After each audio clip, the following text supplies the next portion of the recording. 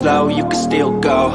Even when there's no hope, you can still go. I never answer to no, man, I still go. Go, go, go, go, go, go, go, go, go, go, go, go, yo, go, go, go. Hustle hard, hustle every single day. I'll be making moves till I'm buried in my grave.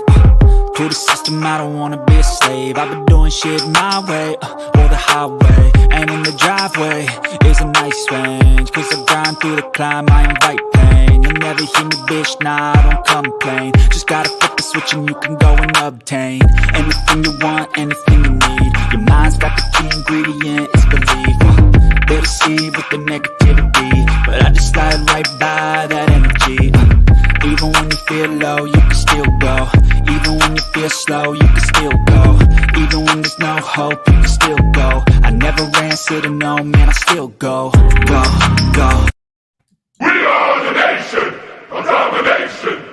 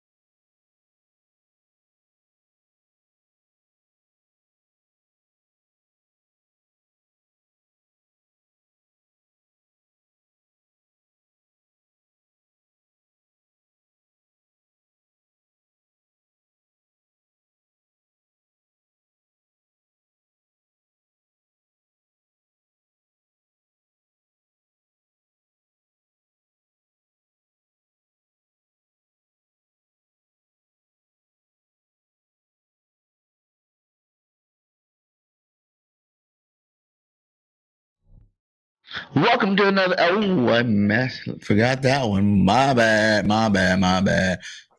Welcome to another episode of Bird Nation Sports Talk. I'm your host, Bird Gang 31. And today's nation, we got my very special guest, my buddy, my friend, Mr. Chris Franklin. How you doing today, my guy? Hey, doing not too bad, man. How you doing? Doing great, man. Doing great. You know, it's just hard to feel bad when you're an Eagles fan right now. You know what I'm saying? Like, we're doing so good. We broke the record, first time ever starting 8-0 for the Philadelphia Eagles. And I don't see too much down the line I'm worried about. So how you doing? You know, how you like the team so far this year? Well, I'll be honest. I'm surprised they started out this well with the 8-0 record. I thought maybe they'd probably be like 6-2, maybe probably 3-6-2, potentially 7-1, but nothing like this. I think when you look at the way they've played so far, I think they played complementary football when it comes to the offense, getting out early and letting the defense get that pass rush. And I think vice versa. I think the defense is playing well, getting those stops on third downs especially. And you find yourself now in a good position to not only win the division, but pretty much in the driver's seat with that head-to-head win against the Vikings to potentially get the top seed in the NFC. Yeah, man. It's crazy, but I told you, Chris. I told you before. This team is different, my guy. Jalen Hurts is that dude. And I don't see it. Like when we talked about it before, and early predictions, 14-3 obviously was what I wanted to go. That's where I thought we can go. But all those games are passed, for me at least. Like, Carson maybe getting lucky on us, Dougie P maybe getting lucky on us, Minnesota maybe getting lucky on us. You know what I'm saying? Those were the games that I was thinking that we could have probably slipped, start out slow and then build towards the end of the season like we normally do. But right now it's not, we haven't been trailing at the half yet. Everybody's worried. What would be your biggest concerns? That's what I'd like to know. What are your biggest concerns? Because you hear all this stuff, about, the tackling, the second half leads. Like, what are you being close to the team? What do you think is the big concern for Philadelphia? I think tackling is one of them. I think especially when teams have found a way, they start to run the ball a little bit more. And remember, without Jordan Davis, this team still isn't like the when it comes to size wise, especially when it comes to that second level on the edges. When it comes to you look at Hassan Reddick, when you look at the linebackers, not the biggest guys that are out there. So when you lose Jordan Davis and a guy who can occupy two blocks in the middle of that defensive line, you have some questions. And I think when you look at Marlon Tuipulotu, when you look at Marvin Wilson, the job they've done so far, it's not been bad. There's when it comes to Tuipulotu, I still wish that he got stop absorbing so many of the blocks so many times. You see offensive linemen get inside of his pads and still Hmm. push him off 3, 4 times, but he's gotten better at it where you see him, he's being an impact player. They trust him now on those 5-man lines. So that's one. I think offensively, I think it's a matter of just making sure these guys are making sure they're healthy, remain healthy. I think it's when you have so many different parameters and dynamics of this offense, and you look at Hurts, you look at the running of Hurts, when you look at the wide receiver, you look at the tight end with Dallas Goedert, there's a lot of weapons. And the one concern I had going in was how they would pick up the blitz. They've seemingly done a lot better than what they've done in the past. So it's a little thing. But I think the big, actually, you know what, the biggest one to me, I talked about two phases. Special teams to me is the biggest one that's still working around because it's almost like one of the things like so you see the office things like how many accidents you had. It's actually at one because this was the first week in a long time where you didn't see him give up a big return. You didn't see him get a kick block or a punt block. Now Hmm. you look at these, you want to see them stack them up a little bit, and from here on out, because you don't want to, especially when it comes to playoffs, you don't want to give up a long return or a good field position to a really good team, and all of a sudden knocks you out. What is your take on Covey? We keep him there, keep letting him grow at the position. He's young. And to be honest, like I get it, it is our weakest spot in terms of the return game. But at the end of the day, like our team is, pretty strong there. And it's hard pretty much to stop us. So at the end of the day, it's not really hurting us that much. It's just giving our offense a little bit more stats. I think he's good for what he is. He's not Duvernay down in Baltimore where you expect him to be an impact returner. I think especially for this team, especially this offense, when it comes to field position, you just need somebody who's going to make the right decisions when it comes to whether to run up and field the punt, or whether to save it from rolling into the end zone and reading those situations. And above all, you need somebody who's a little bit more sure-handed. I mean, look how many times last year we were talking about Jalen Rager and Hmm. wondering like, okay, it was an adventure every time he got the ball. And we saw what happened in that playoff game against the Tampa Bay Buccaneers. What happened when he dropped the ball? He gave the Buccaneers the ball right back, and then we all know what happened after that. So I think with Covey, he's good for what he is. There aren't that many impact returners that are out there now. So I think for what you have, I think you live with it for the rest of the year. Because the rules, right? They kick off shorter. Most times they're kicking out of the end zone anyway. No one's really returning any kickoffs these days. It doesn't happen too often. Yeah, we were talking to Michael Clay today, and I'll give him that. He brought up that point because he actually joked with us saying the last time that question was asked, there's been no punt returns last year. The week after, somebody returned one. So Hmm. for all we know now, since it was brought out in the quote the open, now somebody's going to return a punt this year. But you're right. When it comes to you look at kickoffs, I mean, teams are intentionally directly kicking it short, especially with the Eagles now. You're kicking it short and to the corner, so it basically declares you one side of the field, and you have to adjust your blocking that way. So that becomes an issue, and you're lucky if you get it back to the 20, given the status of the current return team. So it's a tough deal going on. There's not that many impact kick returners, but you just need somebody to be average for this Eagles team. Yeah, we need to get somebody. I was thinking, what happened to Allen? He's on practice squad, right? Devin Allen. He's still there. Yeah, he's still there. He's been a guy who's been showing looks. Now I remember one time I seen him a couple times when it comes to when they're doing practicing the kickoffs and everything else like that. Where he's back there acting as a returner. I think it's Hmm. more of a thing of trying to get him more acclimated to doing it consistently.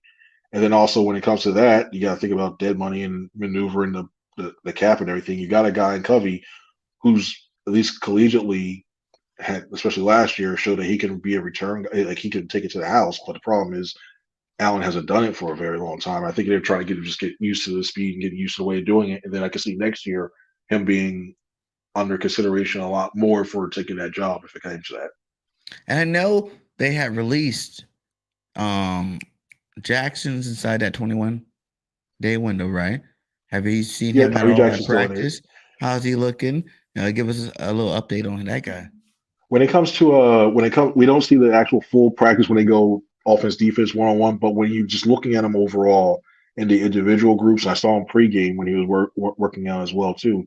He's looking a lot better than we saw week one. Week one, I think that was I was personally thinking like, all right, cool, he's not ready yet. But now you see him, he's cutting when he makes his cuts on the out routes. When you see him running down the field, he looks more fluid, and that's an interesting decision. I wouldn't be personally. This is no inside it's pure speculation. I wouldn't be surprised if either he developed an ankle injury, or if Grant Calcaterra developed a hamstring or ankle injury. Just because I think if you put them through, if you put them, release them, and try to put them back in the practice squad, somebody's going to snatch one of them up. I think because we look at Jackson, the size and his ability to learn the position, and Calcaterra, the way he runs his routes, somebody's going to snatch one of them up. So I wouldn't be surprised if they somehow get the the Janarius Robinson treatment of, wait, he's on the practice, he's on the injury report. Next day, he's on injury reserve. Okay. Oh man. Drew Johnson said, "Does Allen have wiggle, or is he more of a straight line speed?" I think he's more of a straight line speed. It's almost like, to me, I just imagine him, and when you see it, it's almost like he's still treating it like he's in the track where he's still in that lane. He catches the ball and then he just takes off, which is not bad when you get a north south runner, especially kick return. You need that because you just want to get as many yards as possible. But he doesn't have that shiftiness I've seen so far. Okay. Well, Frank Wright got fired. You know what I'm saying? Like, from the Colts after a couple years now, the old coordinators. How do you feel about it? And do you think there's any way maybe next year, if Steichen gets a head coaching option or something like that, that you can see the Eagles coming and bringing this guy back? First off, I was shocked when I saw that. I was shocked because I thought, even with the way they've been playing, and the South being basically the Tennessee Titans to lose, I thought they let them at least ride out the rest of the season. Because if worst case scenario they were being that bad, they would have gotten a higher pick, and then you can fire them after the season. I could see Steichen, not Steichen. Well, sorry, I can see Reich. I would be surprised. Sirianni, everybody knows Sirianni and Reich are really good friends. So after this upcoming game, he gives them a call and just goes, well, about the Colts. All right, cool. And then they get the little inside information there. But I wouldn't be surprised. Yeah, I can see that. I would be surprised if he's an offensive consultant on the side. Now, he's not going to be paid. The Colts have to pay him Rain that big contract, and even if they sign him to like a little bit of money, he has to actively look for work, and being that consultant job, the Colts will still have to pay a lot. So I think they can bring him on toward the later season, saying, "Hey, I want to get outside eyes on this. What do you think?" So like that. Now, if Steichen leaves next year, which I wouldn't be surprised if he does, I can see him being a senior offensive assistant. The key is going to be what happens with Brian Johnson, because I want to see.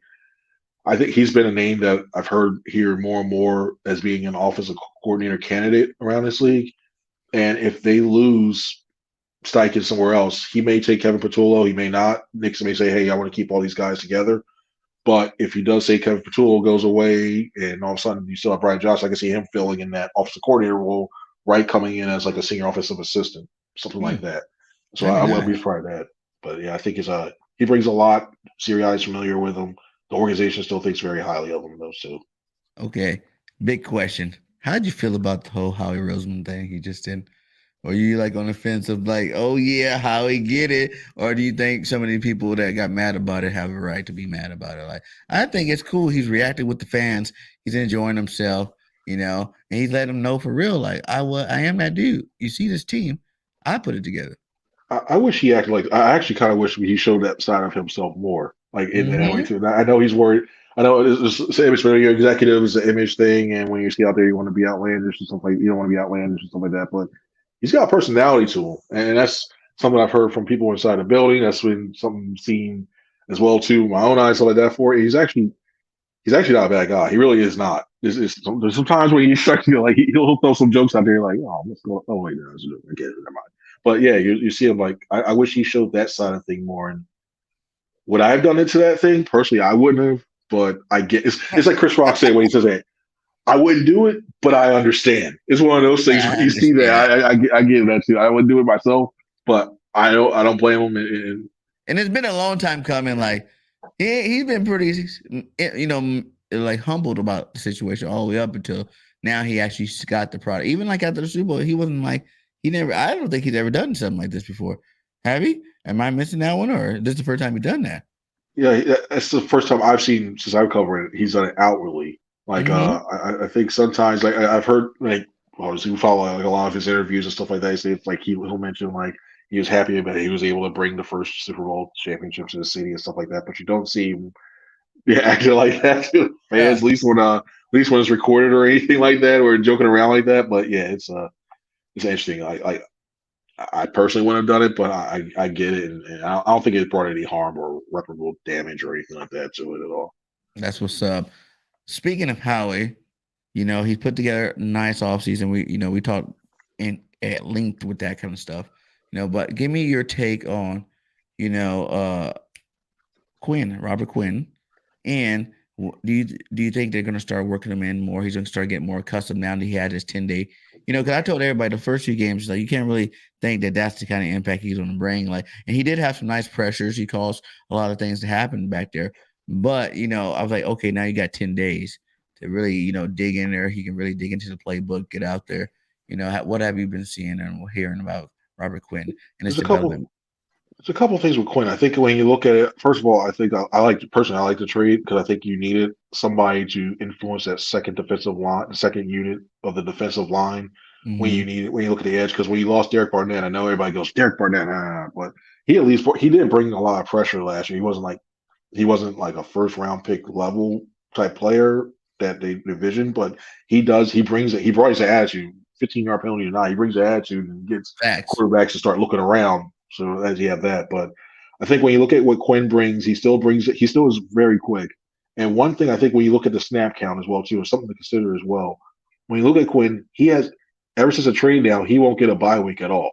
And he's an older guy. He's not like 38. He's not 38, 39, but he's older. He's a veteran. He's been played enough years in this league where you say, you know what, I want to save this guy. I don't want to burn him out by the time the playoffs roll around or late in the season.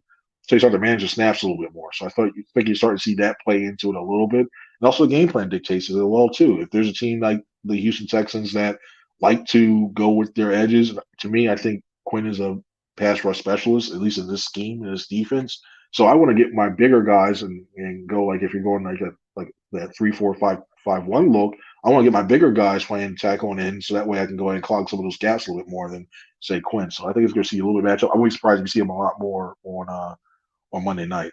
I really think he'll be there. Richard said, what do you think about Gannon's system?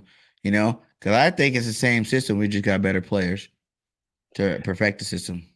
He's doing a lot more this year than what he was able to do last year. Because one thing that he's liked that he always is valued is not he likes to when it comes to disguising.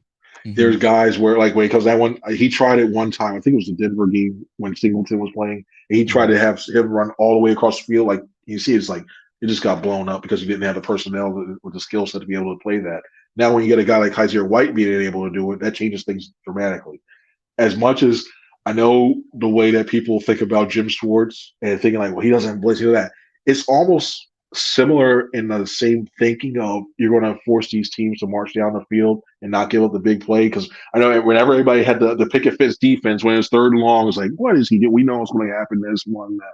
Well, Gannon just plays that, but just in a different look as well too. And I think when you look at the way that they mix up the fronts, they don't blitz as much. But when we get the pressure in that way, I think that's key. And I think you have a better linebacker play, so that opens up things a lot more. And the only knock I have right now that I'm not the biggest fan of is when they brought in those 3 safety sets. I don't think this team is that deep at safety where if you go behind Marcus Epps and CJ Gardner-Johnson, when you look at Kayvon Wallace in pass coverage, we saw what happened last Thursday night.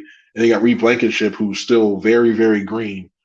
I'm not that comfortable. So that's also why I think Andre Sashbury got signed to the active roster because he may help a little bit more on the special teams, but I think he's a better cover guy than Wallace. But I don't think Wallace still get a lot of playing time on there. Yeah, we definitely need to get another corner. Dude, F's doing good right now, but like I said, we need a third corner. Like this league you got to get deeper and deeper. Teams, you don't want just 1-star receiver. You want 2-star receiver, 3-star receivers, 4, as many as you can get on your roster, and at that point, first, before I jump, look at this. TJ Edwards, too. We're always talking about White, but Edwards is right there doing his thing, too. You know what I'm saying? Like, he's right there. Look at those names he's ahead of, you know what I'm saying? Like, Patrick Queen, that's a guy we wanted over here, and that's still a top 10 there. So what? That's 8? That's not bad to be. That's not a bad place to be right now. And when you look at Edwards, and that's the biggest knock on him since he's been a mainstay on this defense, was his ability to cover that middle part of the field in like a Tampa two. And when you look at what he's done and the way he's perfected it, I remember during training camp, you saw it a lot where Edwards would start dropping back in that Tampa two, which Gannon likes to use a lot, and they try to throw over the middle. He's always getting deflection. Well, now he's carried that over to the regular season now. And he's impacting the pass game in that aspect. So now when you see a lot of when especially cover three, one of the best beaters you can do is either have a tight end or a wide receiver run that, start running about 10 to 12 yards to do that banana and cross the field. Well, now if you start trying to target them in the middle of the field, try to throw that way, you got TJ Edwards leaping up there and deflecting passes, so it makes it harder to complete passes in that area. So that's a key section to stop it too. So overall, I think TJ Edwards is one of the more underlooked, undervalued, underappreciated guys on this defense because you have so many big names on the outer shell when it comes to the defensive line, cornerback, and safeties. But when you look in the middle there, TJ Edwards is good. And they're going to have a tough decision at the end of this year when it comes to the free agency with them. And the two, this is another thing with Howie. I'm thinking, would you, if you're Howie, would you pick up, either one of these two guys? We'll start off first with Adom Sue. Jordan Davis is hurt. Sue's at the back end of his career, but he's still a good player. Would you go, waste some money? You're only going to do it for half a year rental, playoff run. Would you do something like that with Sue? The only time I look at Sue is if there is something a bigger injury, like say there's another injury to say Hargrave or Cox that would cause them to miss long time, possibly a season ender. That's when I'm starting to look at Sue for what they're going to do because I really think when you start to get, I think Marvin Wilson to me outplayed Tui Peloto at times when he got the thing. Now, granted, I don't know if it was the home cooking when he was back in Houston. I know there's a reason why he's on the practice squad. I'm a USC boy. We got to keep Marlon in the game. Yeah. I like seeing him there. Like, yeah, that's my boy. Yeah, he was, and that's the one thing. And I always remember this during the preseason of last year when he was on a SiriusXM interview. He said that the USC defense was he liked going to the Eagles because the USC defense, what he was asked to do, was very similar to what the Eagles were asked to do. Mm-hmm. I think now that he's healthier, he's playing a lot better than he did last year. Because last year, I'm sitting there looking like he's might be one and done, or he might be a practice squad guy. He just beat up at USC when you're like him and Mufanga. They were like the two stars on that USC defense, like together. Like if Mufanga's getting it, or it was Marlon getting it, and then like when you're on a defense where there's only like two or three real big stars on that team, like you're the one taking the beating, you're the one soaking up all the attention. So I, like you said, and plus the injury, I just thought he needed it last year to just kind of chill out. Get his body back right. Understand he's in the pros now. He maybe get a little bit stronger, but you're starting to see him play some good football this year. It's not too bad. Yep, and and one thing I haven't seen this much when looking at the tape, and I remember they used to do this a few last times. I wouldn't be against seeing especially if it's third and long, maybe sliding Graham back inside for a couple of runs. Like if you're going to use a 4-down lineman, use him use that quickness against the guards, and still have Hassan Reddick. So you have Hassan Reddick, Brandon Graham, Javon Hargrave, Josh Sweat, or Robert Quinn, depending on what you want to use on that set, and then let them go at the quarterback. I think that's a way you can still get some pass rush even with Jordan Davis there, because the Eagles looked like they were starting to implement them a little bit more in those 4-down sets, those 4-down lineman sets. I think that was a natural progression of everything going. But now with the high ankle sprain, you lose some of that. So I just think that they need to find a way to shore up those gap responsibilities on rundowns early, especially early on first and second down, because they can't let teams like the Texans continue to get second and 4, second, 4, third. Yeah, they're gashing us a little bit. But I look at it like this. We didn't have Jordan Davis last year. And in the beginning of the season, he wasn't even playing that much. You know what I'm saying? Like, I understand that you cannot recreate a Jordan Davis. He's too big, too fast, too strong, too athletic a guy. There's not very many DTs his size and athleticism, to put out there and be like, oh, we're going to replace you with somebody else. I do want him to be our next superstar, defensive tackle, of course. But I feel like we didn't have him last year. We started our rough and run, but we ended the season pretty good in the run. We started showing up that run. No one's running for 100 yards on us. I think that was the second running back this year that did it. It was the Atlanta game and then the Texan game, right? Trying to think. Did someone else do it too? Trying to think of the first one. I remember definitely Texas Pierce went off on that one too. Yeah, and then I know Swift went off on us in Detroit. Yep, that's right. Yeah, yep, that was the other one. But the other, but when I look at that too, I think it is key because look how that's been a really big difference. I think the Eagles' important run game, because when you don't have those offensive when Davis is in the middle of that playing that nose tackle or the one shade, whatever side he's doing that, you take up two offensive linemen. The fact that you have two offensive linemen having to worry about them, it's allowing your linebackers to scrape or shuffle to those holes. And the last time we saw with this, and like I mentioned before, they're not the biggest guys. So if you don't have those offensive linemen going to the second level, thinking like, oh, okay, I can get past, I can take Tui Pelotu and move push them back this way, and then next thing you know, okay, so he's taken care of. Edwards, White, okay, one of you guys, I'm coming in there. And then next thing you know, you see the combination block, the zone block, and scheming to get a crease, and you got to do that those games. So the sooner they can get him back, the better. And you got to hope he comes back, and hopefully in 4 weeks instead of 6. Because when you look at the upcoming schedule and some of those running backs that are going to be on that list, they can surely use him.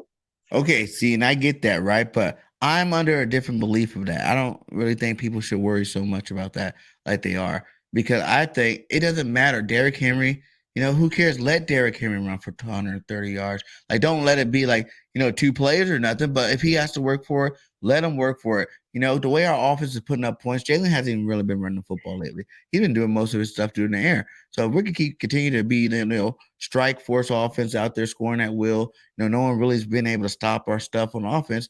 You eventually have to. It's not that some of those other teams couldn't even run the football. It's just that when you are down 14 points, at half, 20 points at half, you can't run the football no more. You don't really, it's not, because we're running the football. So if we're running the football and you're running the football, that clock is just running. And you don't have enough time to score enough points to win the football game. So I'm not really even worried about that part that everybody else is worried about. Like, who cares? Like, those teams, yes, they have one area that is very dangerous, but look at our team. We have so many areas that are dangerous. We can beat you running, we can beat you passing, we can beat you, playing press man, we can beat you in zone. You know what I'm saying? We can do that bend but don't break. We're leading the league in takeaways in, points allowed, yards allowed. Like, those are the main areas of defense I think everybody should be looking at, right? How many points does another team can score on you? How many yards are you giving up against another team? And, are you taking the ball away? And we're doing all those things at a high level. And quickly going back to the Titans game, if they don't put 8 people in the box and say, Malik Willis, you better beat us, because I think the Eagles are good enough where you could put Slay and Bradbury on one-on-one and just have down in the back and Epps or CJ Gardner-Johnson, use them as being like use them as a center fielder type and just go beat us with your arm. Because the fact they've only let him throw 11 times and like around 11, 12, 13 times a game, and he's not really in the vicinity of some of them. I just go, you know what? Derrick Henry, you're not going to beat us. Stop us, Malik Willis. And you're like, I think you feel pretty confident about that happening. Mm-hmm. And everybody's worried about the pass. I mean, the tackling. It's like, yes, we're not doing that great in tackling, but we know we're getting turnovers. We're letting these big chunk plays might happen, but they're not scoring any points at the end of these things. And that's the main thing that happens. Like, if you get a little bit here, give a little bit there. Last week, short week. 2 days rest. We're not, in practice in the NFL, they don't even get to tackle to the ground no more, like never during the season. So it's not like you're really getting really good tackling there. Your body's beat up. And of course, you're gonna come out there because that one whiff that I seen Maddox do, like, what was that? Maddox, like, he said, whoop, whiff. Like, oh man, it's these guys a little tired now. They're a little tired, but we still, like I said, we scored throughout the whole game. We still played a good game there. And teams aren't really able to come back on us like that. Like, yeah, there's been a couple closer games, but most of the time, when you get that big lead, they might score another touchdown, but that's about it. And that's one guy I'm worried. Because I want to see where his status is at when they start practicing officially practice on Thursday. Because that game was very unlike him. I know there's some concern. There's talk of a possible hamstring with him.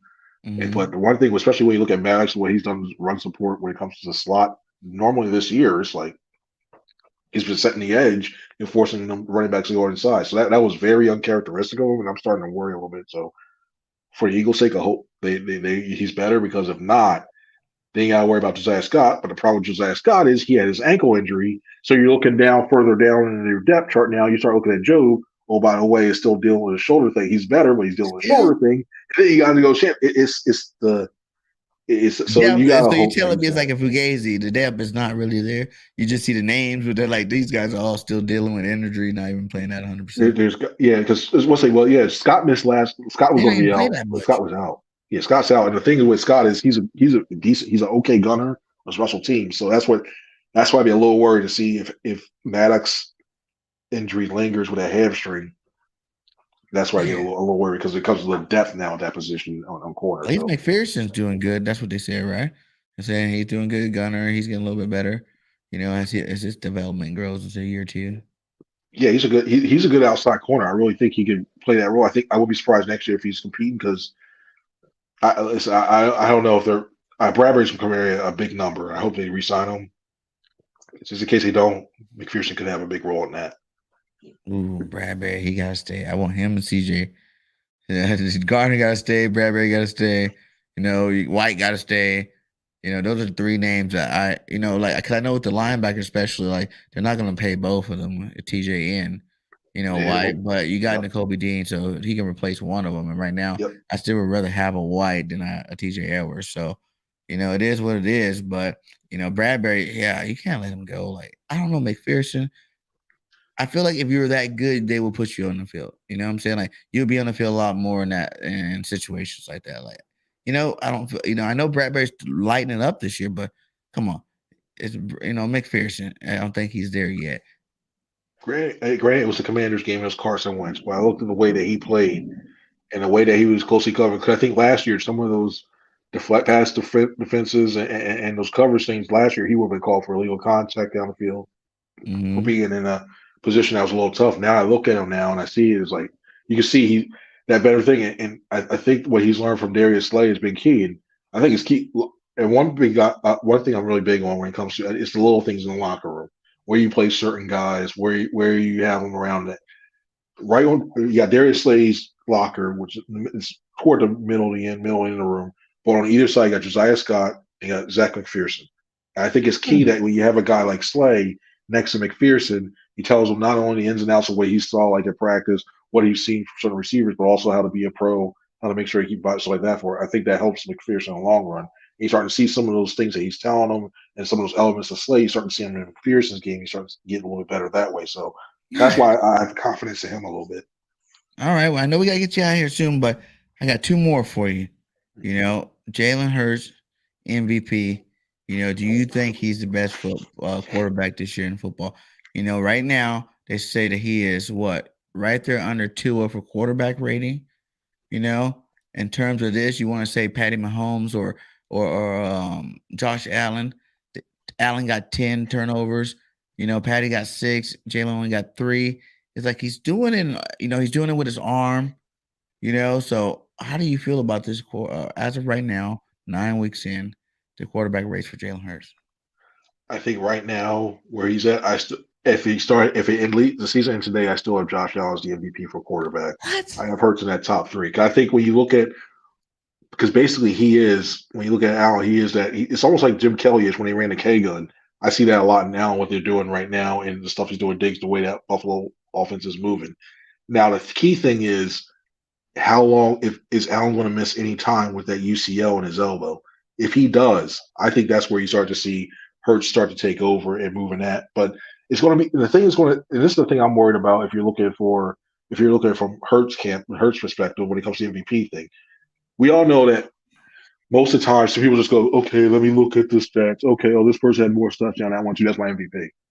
I think it's going to be one of those things where you look at Pat Mahomes, you look at Allen, and everybody will say, "Oh, whoa, look at the passing touchdowns." You see, Hurts will be far behind, but Hurts has those rushing touchdowns, so Yeah, it look would at this. supplement that as well His too. projections right here. Right there, yeah. And at Look at that. 4,300 yards, I called it. That's what I said. What I said, if he has about 4,300 between That's what I say he's going to 4,200, have this year too. 4,500, that's where Mhm. they're going to be in a good spot, and he's on pace for that. And I just think it's going to be one of those things where also name recognition because people go, oh well, Mahomes, it's ingrained already. It could be one of those things where Hurts has to wait another season and put up What? enough like that where the way the voters think. Yep. The Okay, way the but now voters you got think. to add in a couple of things, Chris. You got to add in Hurts elevates the whole team. I'm not saying that they don't like that, but Hurts is it seemed like a whole nother level, like in terms of his seriousness, but yet playful manner that he has with the whole team. They're all about business. They're all about, you hear him talking about it, you hear them talking about it, so that's a whole nother level of maturity, that you see on the field. You're starting to see him, kind of pick his plays nowadays. Like he's audible at the line now. So you see the development there. And besides, if we're undefeated, because that was gonna be my next question. Do you think we can go 17-0? I think there's a loss in there. Not There's a if you loss in want there. us to take that loss, because a lot of people want us to get an L, off our back for the pressure. Why? But do you think we can do it? And y'all might not be happy, but I think there's a loss in there potentially to the Giants. That first, and I used to think that loss would come in like on the last game. I thought they had like 3 loss. I thought they had like 4 or 5 losses, and that last loss would be just because they're resting people. The Giants, and it's not even because of the roster. Because I look at the Giants roster compared to the Eagles roster. The Eagles have a better roster, but it's one of those things where you get a team in MetLife when it could be the. I can't imagine right now. I don't even know the forecast. I can imagine right now it's gonna be a gray day in MetLife. Wind's going to be swirling. It's going to be one of those things like, why is this game 17-10 like in the fourth quarter? Why is it 17-17 in the fourth quarter? And then something like that last year, I can see that happening. The other game I can see is potentially if they have everything all sewn up. Well, even not if it's not sewn up, that Dallas New Year, the Christmas Eve game, I can see that. I can see the Giants' last game as being a loss, and I don't know what for the life of me. I don't know what it is, but I also see. I used to be like, oh, the Packers won definitely. I'm still I've been moving way more off of that since seeing the way Rodgers is playing lately, especially throwing that interception. I don't know what they were thinking, calling a throwback to the offensive lineman at the goal line. I don't know what was thinking of that. But there's something about when it comes to the Eagles and they play quarterbacks who are able to get the ball quickly out of their hands and just go 1, 2, 3, set, throw. It's something that gives them pressure. So I'm not completely writing them off. I can see them giving them a little issues here and there, but So maybe I probably think four, somebody from the three, division. four. You think 3-4 losses? So somebody from the division is going to give the Eagles first loss if I think it's going to happen. It's going to be the Giants or the Cowboys. I really don't. How do you feel like in terms of the rest of the way going? You think only 2-3 losses? You think we're going 14-3, Depending on 15-2? that, I'm trying to think. That Packer thing, I get it too. My deal is I'm more about I don't think their team is better than ours. I think we should be able to beat them. But it's like Aaron's having such a crappy season that eventually you think that's got to turn around, and it sucks. I'd rather it been like Packers are 4-4, like 5-2 or something like that, and we play the Packers like that, where it's like okay, you kind of know what you're getting. But like right now, he's playing like crap, and I think the offensive line is not helping him too. the offensive line, no receiver help. You know what I'm saying? Like it's bad right now. So I don't want it to be like one game where Aaron said, enough is enough. He can do it. He can do it. He can take over a football game. And he just Sunday started night football too. And God. who's sneaking into that? I can see they will win the game, but another pain in the butt that I can see it being due the Chicago Bears with the way Justin Fields has now that he has Chase Claypool and Claypool gets acclimated more to that offense more, so that way he's not basically okay. Fields run around and try to make a play here or there. You start Fields the arc of Justin Fields and Jalen Hurts are very similar in my opinion. Where the fact that Fields is starting to settle down a little bit more and look, the problem is he doesn't have any receivers there besides Claypool just came there. Mooney, Moody's a little bit. Moody's all right, but I think Tremaine's a good tight end, nice young tight end. The two running backs he had. But Montgomery, Montgomery. Oh God, I'm not sold. I'm not sold. I think Montgomery's best years are behind him. I really honestly think so. He's still young, right? Just because he gets banged up too much. I wouldn't be surprised if it starts to get colder and colder. He starts to wear down a little bit too. He's not one of. I would even if he was on the Eagles, even if he was a backup, I'm not thrilled on with that. I look at the Bears though. I look at what Fields brings, the way he approaches the game, his ability to make plays with his legs. I think they'll be a pain in the butt. That game, so it's not going to be a cakewalk. And I wouldn't be surprised. We were talking about this. Some of the reports we're talking about today. I wouldn't be surprised if they potentially flex that game. There's another flex coming. Just basically look at the way the schedule's coming out, and especially the Eagles keep winning. There's got to be another flex. Like if we win and we go what? Because what's the Dallas game? That's week what? That is week 17. 17. Okay. Yeah. So by week 14, we're 13-0. And we already locked up. Just say we already locked up the home field advantage first round. Like, do you even see the Eagles playing, or you think they're going for gold? I think they're gonna go. They're gonna go for gold. Like because even if after the 13-0, I think the Vikings are still going to keep pace. I think you need to get to week 15. 15-ish around there, just I'm just thinking of going down the schedule and thinking around there. 15 is going to be the one where you need to have everything locked up, so that way you don't have to worry about the Cowboys game, you don't have to worry about the Giants game. Now, granted, that will give you potentially 3 weeks. Well, what I would do is I'd probably play them in the first quarter and then put the subs in to get those guys developed. But it's going to be one of those things where you don't want maybe you don't keep give your starters, but a couple of key people, like maybe let Minshew run with the starters.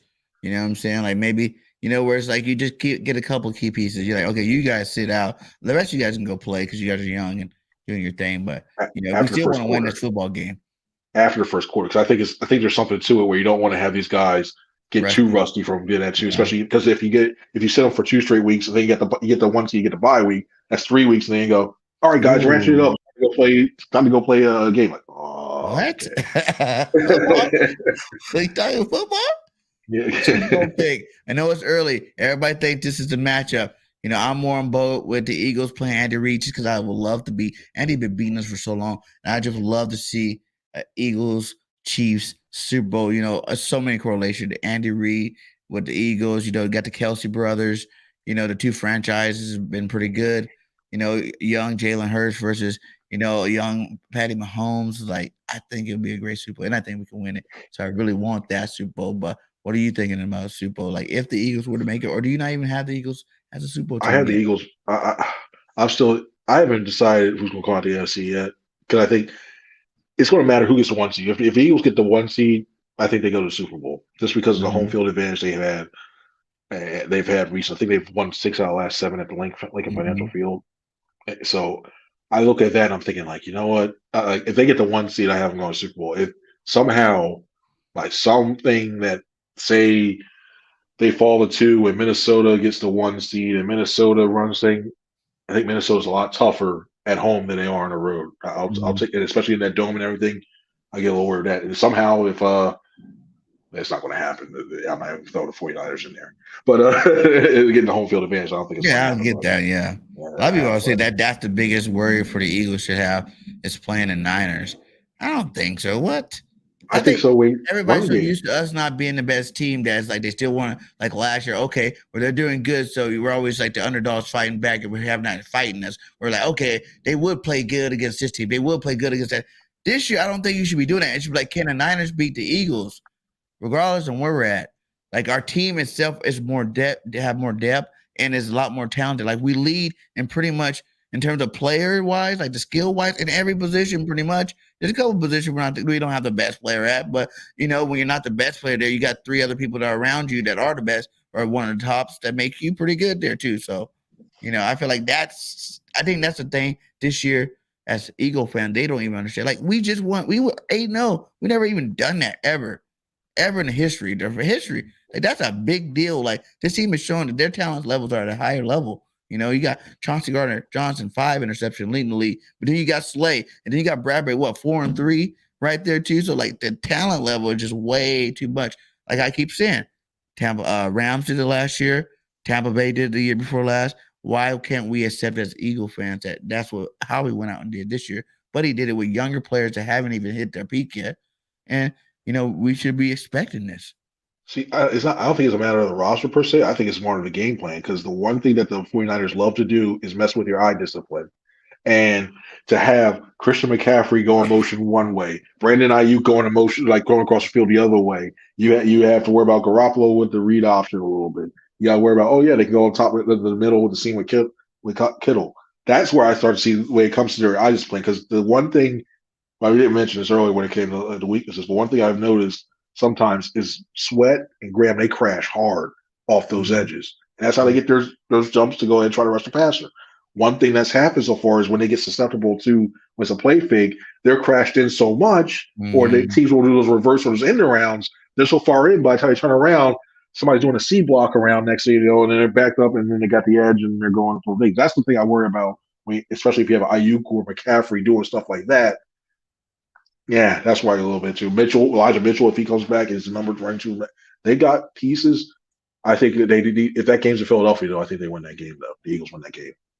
Yeah. And last one, I know I said too much at one time. Yeah. OBJ, would you do it for 2 reasons? One, to stop any of these rival teams in the NFC from beating us.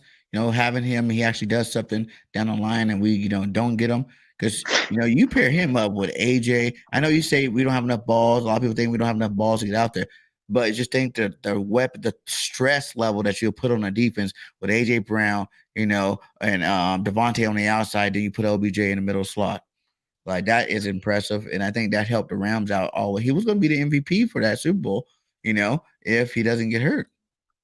See, the thing with me is when it comes to that, and I do think the way it comes to target share, that's a big thing. And I know there's rumblings about him wanting a multi-year deal too. And you look at what this team's going to try to roll over as much cap room as they can for next year because they got 11 and 22 starters are going to be free agents. So when you look at all that, take that into mind. He's going to want to command a decent salary. And even though if it's a prorated, he's going to command a decent salary for the remaining time of the year. Say if he gets $5-6 million, when the Eagles have like $9 million of cap, you're only rolling $3 million over for next year. I know they can do things like use voidable years and stuff like that to create cap space, but they've been kicking the can down the road for so long that they need some of these guys. I think I want to say either last year Malik Jackson finally came off, or this year Malik Jackson's still in a dead cap space, something like that too. Dang. Going for a while. Yeah. They've been kicking the can down the road to do some of his to alleviate some of his cap space. So I wouldn't do it. It's one of those things where you're like, you know what? It sounds like it's mad, and I'm like doing it. Yeah. This team might be together next year. This year, like to go all in and put, I feel like do it. I think if you already would have went on Robert Quinn, I don't think it's even touched. Like I said, I think this is like this game and the next couple of games are going to be when you actually see his development actually being into our defense and his impact he can really bring because he has to get acclimated. But a guy like OBJ, in that slot, and then you still got Quez and you still got Goddard, man. Yes, and then you got to sit somebody though. You got to sit either Pascal. You got to sit Pascal. Then you got to sit. Well, I mean, like you're gonna sit. You have to deactivate one of them because you can't address all those guys. Like, for OBJ, yeah. Nah, see, he's too important. Straight up fact. They use him on the running game so much. Like he's what JJ Arcega-Whiteside would have been last year if JJ could actually catch the ball. When he came to block, we saw JJ on the block it, and JJ's open. JJ drops the ball. But even then, I'm not saying that. And don't get me wrong, I'm not saying that Zach Pascal's better than Odell Beckham Jr. I'm not saying that at all. But when you look at when it comes to what everybody does and everything else, you can't even get Quez the ball consistently as well too. You can't pass the ball consistently. It's just and Devontae is averaging like about 40, 50 yards a game, and then you add another top tier receiver. You might go down lower. You're really just using it for the threat because he's not going to be 100%. No one comes back after that at the first year and be 100%. Like only Adrian Peterson did that one time. Other than that, you just use them as a decoy because no matter what, for sure. When they talk to the receivers, they're talking about Davante, AJ, and Goddard. That's when they game planning for receiver. They're not game planning for no freaking Pascal or even Quez Watkins at this matter. If you had an OBJ, you have to game plan a OBJ if he's out there with AJ Brown and Devontae Smith. I was told by a coach from an NFC team, I'll put it that way. Teams, when it comes to safeties, they are really worried and concerned about Quez, especially when you get them lined up against the safety. So when they go those trips to the one side, and they have Goddard to the back end when they're in 11 personnel, Goddard on the back end by himself, and you got that trips and he's on the inside, teams are really concerned because you either have to walk out a linebacker or safety or Quez, and usually you get that speed one-on-one against that. It's a matter of just them taking a shot and taking it downfield. That's where that's your decoy right there. That's your decoy. Yep, that's your decoy. If you're looking for a decoy, just keep going a couple times over the top to Quez when he's lined up against the safety. There's your decoy because now you got to worry about, oh crap, now we got to make sure you get back. There's even more space in front of you to operate in the middle of that. So I think that's more of a thing. I just don't think if you had OBJ, because you're going to have him for 2 years, you don't know, and then you still find yourself in the same problem because you still have Watkins, you still have Smith next year, Goddard and Brown, and also I think that's just asking. That's a lot. That's asking a lot. Yeah, I get it both ways, and I'm not really saying I want to go get them. I'm just saying I look at it as like we're already all in right now. You know what I'm saying? Everybody's expecting us to go to Super Bowl. You know what I'm saying? Like that's becoming a national expectation for the Eagles. So why not, put your last piece in and just go ahead and say, okay, we'll do OBJ. Sign him even if he's able to practice next week. Don't even play him to the playoffs. Just leave him there, let him learn the playbook. You're not really doing it for the future. Like, talk to OBJ. I think even by then, if you wait till week 14 or something, we're still undefeated. He probably want to come play. He'll realize it's only a short little deal. I got a chance to win another ring, and I'll go do it for something that maybe, if you got to sign him to a 2-year, 3-year deal, you won't want to do. But maybe it'd be something team friendly where, he's like, all right, forget it. I'll go win another ring with the Eagles right now and just be that threat. And he'll be healthier by then, too. The only wide receiver that I would have even considered to bring in, like even after a trade deadline, is over at Baltimore. He got hurt last night, was Deshaun Jackson. Not so much for his wide receiver ability. That's the thing. I think he would still want to be a big part in the middle of the offensive game. So that one too. I would have seriously considered him just to bring back for punt return ability. I wanted him That's too. the part. That's the play I would have seriously considered. He made it one game and he's hurt again. that's that between that, and I think he still wants to be have a bigger part inside the offense. That's why I think he chose the Ravens because he knows besides Isaiah Likely, besides you got Duvernay here and there, and Andrews when he's healthy, Watkins. yeah. But I think for the Ravens, I think that's why he went there because he knows he's got a better shot in those deep balls and get more of a target share. Than if he came here, then he's like, even if they went 5 wide receivers, given that one, he might be option number 4 ish. That's if he was 5 straight 5 wide receivers. He went with Goddard 10 personnel. He had Goddard on there. I think he's option number 5 at least in this offense. So yeah, that's why I get it. That's the only guy. Otherwise, you stick with your young guns. You got a young receiving core. You can run with those guys, let everybody grow with Hurts, and you still continue from there on out. And I think that bodes a lot better than say, well, let's have another guy over there. Let's have another veteran like that. That's where I get like for that one. I love it, Chris. Thanks again for coming on, guys. Let everybody know where they can go find you at, man. Oh yeah, if you are you gonna be? Oh yeah, you say you're gonna be at the game in the press box. So yeah.